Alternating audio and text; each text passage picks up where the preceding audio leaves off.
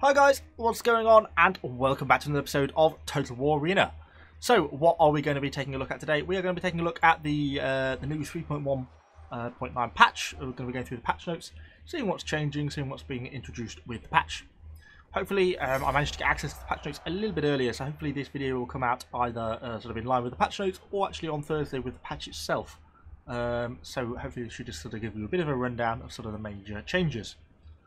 So really, there is one main change in this patch, and that's going to be the introduction of leaderboards for Tier 10. So they were talked about in the dev blog last week, and I think they were also mentioned a little bit before that in one of the other dev blogs, or in the live stream, I seem to recall. So we know they've been on the table for a while, and yeah, we should be finally getting them in this patch. So what are they going to be? So they're going to be like a tier 10 only ranking system to kind of add a bit of a competitive element for the end game, and essentially you're going to be ranked based on sort of the how well or how badly you play your tier 10 units. Then the top 100 players will be displayed for that specific unit, and yeah, you'll be able to sort of sift through and see where you stand. I think if you fall below the top 100 players, it will tell you sort of a rough percentage of where you are compared to other players. Yeah, and then you'll get to see sort of how you do. Apparently you have to play at least a minimum of 3 battles to qualify, which obviously makes sense, although I'm surprised that's kind of not higher, to be honest, because only 3 kind of seems to make the system open to gaming a little bit. We don't quite know how the points gain or loss system is going to be yet. It's sort of, they've said in the patch notes that you're going to gain points for winning matches and lose points for losing matches, which kind of makes sense in some sense.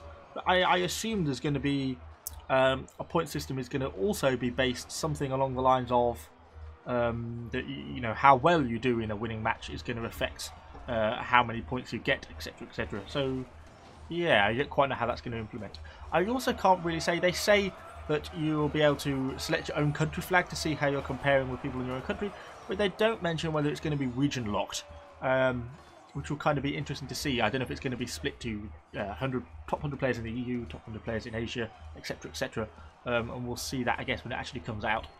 But yeah, it's kind of a nice addition. Certainly adds a bit of a competitive element to play at tier 10. I don't actually have any tier 10 units myself, so I am not going to be able to find out how it works unless I get some seriously grinding on between now and Thursday. But I don't think that's going to be happening. So yeah, kind of interesting to see. They're going to update every hour. It's kind of just a nice little bit of a ranking system. It's like a pre-ranked game mode, isn't it? So it's yeah, cool feature. So what else is changing?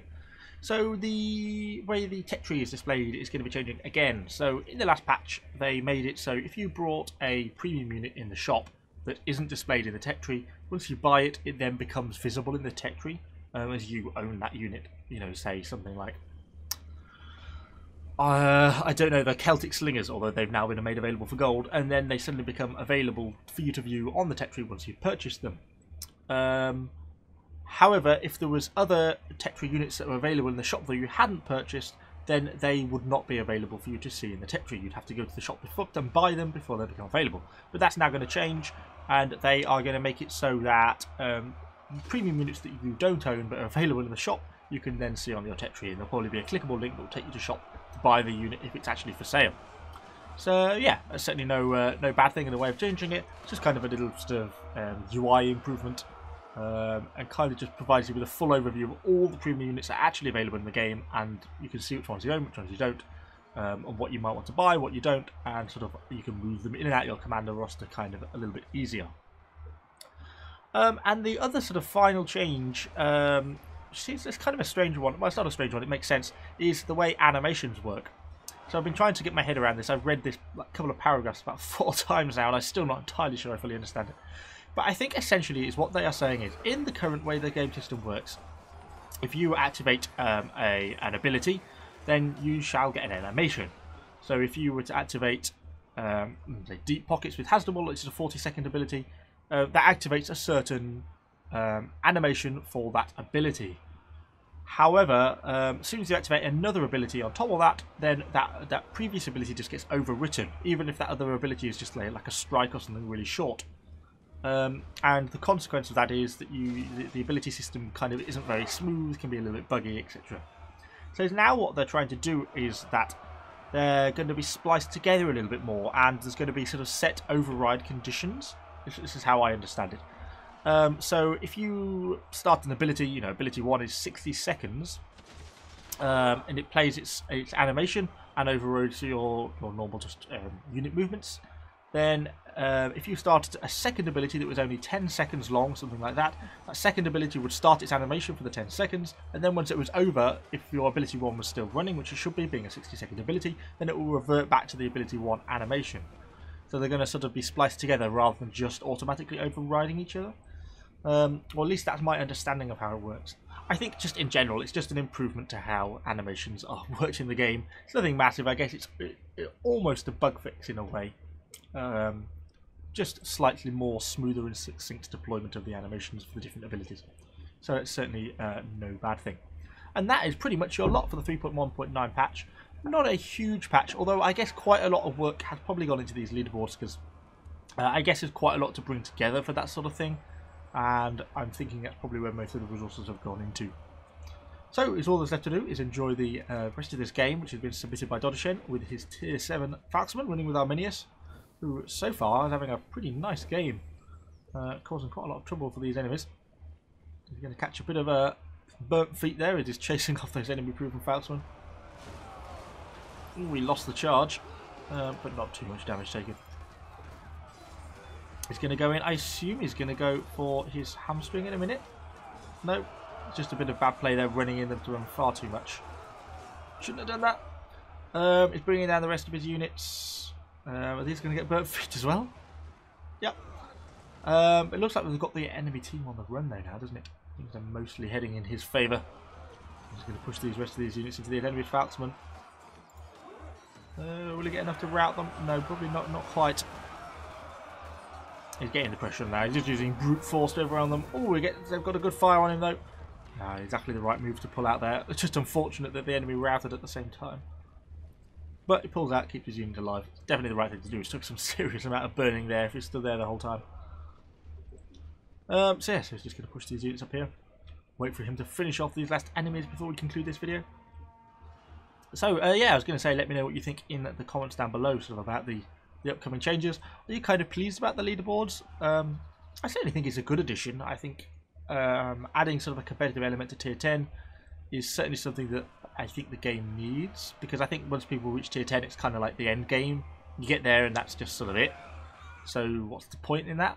But at the same time, I wonder how many resources have gone into making these tier 10 leaderboards that could have gone into other things. So I'm kind of mixed about it. These pikemen are going to end up with a very sticky situation in a minute, because they're going to get recharged by some Falxmen. So yeah, all in all, I think a pretty good change. But yeah, I'll be interested to see what you guys think about it. Is it a good change in your opinion or not? Enemy is sort of sallying forth out of their base to try and chase off these javelin men who are causing them so many issues.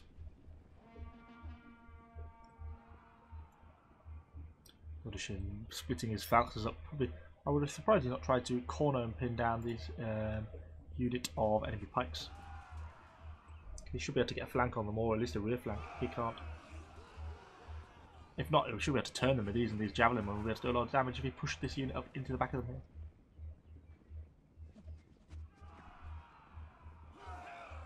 Oh, they've gone Pyre Phalanx. That was an error. There they go, and then he strikes. And presumably, if they turn around, and they've also should be out of raised shields now. Yes, the damage from the javelins is high. And I should have thought sooner or later they will just end up routing. And there goes the morale. Minus 77, and bosh. The end of the Falxman. Just a couple of Romans left for him to clear up. Let's get this on a bit of a faster speed. Some good grenadier charges, having a bit of a pop at them as well. Gets into base to clear up these remaining Romans. Still getting burned by making very good use of Scorched Earth here by the enemy Falxmen at tier 6. But I think they are just too outnumbered to be able to do anything from this, and the javelins cause them a phenomenal amount of damage. So unfortunately, that's going to be the end. But Dodashen certainly have a very nice game there, just over 5,000 aggression damage with his Falx. That is pretty good going, particularly when there are sort of archers and ranged in the game as well. Or is the enemy of any Falxman player? Oh, they are indisciplined at the end. And the Romans are going for vengeance, but unfortunately, I think the Romans are going to rout. Yes, they are. And the Iron Discipline is going to run out, and that is the end of the game and victory for Jolly Share. So yeah, so that's my little roundup for the 3.1.9 patch. Yeah, not really that much to talk about in that one, really, which is why it's kind of a bit of a short video, but hopefully still gives you a bit of an overview of what's going on.